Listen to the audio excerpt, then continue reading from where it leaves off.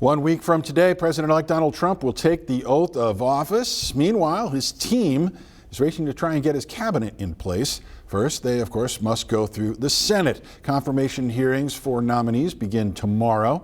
It's the first time senators will have the chance to publicly question some of those faces you see on your screen. The process kicks off with one of the most controversial, Pete Hegseth, up for Secretary of Defense.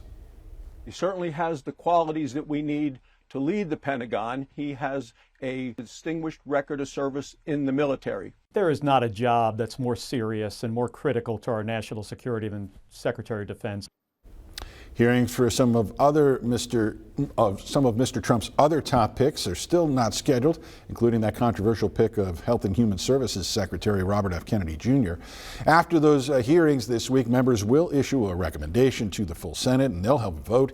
It's rare for the Senate to turn down a nominee, the last one coming when George H.W. Bush nominated John Tower for Secretary of Defense in 1989. Tonight, as we near the end of President Joe Biden's term in office, he touted what he views as his administration's biggest foreign policy achievements. Natalie Brand brings us more detail on his remarks delivered at the State Department today.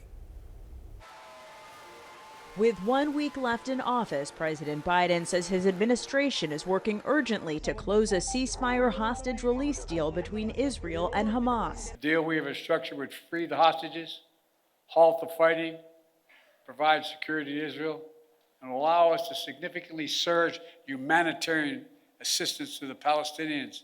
The war in Gaza became one of the Biden administration's biggest foreign policy challenges, along with the war in Ukraine approaching its third year. When Putin invaded Ukraine, he thought he'd conquer Kyiv in a matter of days.